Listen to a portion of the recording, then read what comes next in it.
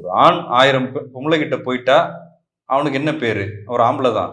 ஆனா ஒரு பெண் 1000 ஆம்பளை கிட்ட போயிட்டா அவளுக்கு என்ன பேரு? அவ பெண்ணா இருக்க முடியுமா? ஈவன் நவ் இப்பயும் 1000 பெண்களோட ஒரு ஆண் போனார்னா அவருக்கு பேர் இருக்குது தமிழ்ல. அந்த பேர் வாங்கின ஆணை சமுதாயம் மதிப்பதில்லை.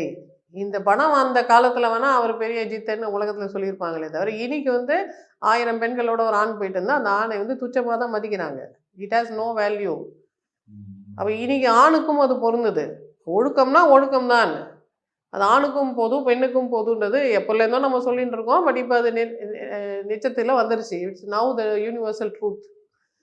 இன்னைக்கு இருக்கிற சூழ்நிலையில பெண்ணும் அவங்களோட கலவியல் சுதந்திரத்தை பயன்படுத்தலாம்.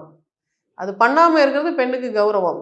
ஆணும் கலவியல் சுதந்திரத்தை பயன்படுத்தலாம். அது பண்ணாம இருக்கிறது அந்த ஆணுக்கு மரியாதை. 2 பேருக்கும் சமமான விதிகளுக்கு நம்ம வந்துட்டோம். அப்ப இன்னும் இந்த கிரிஞ்சு டயலாக் எல்லாம் பேசிட்டு பொம்பளை மட்டும் டிஃபரெண்டா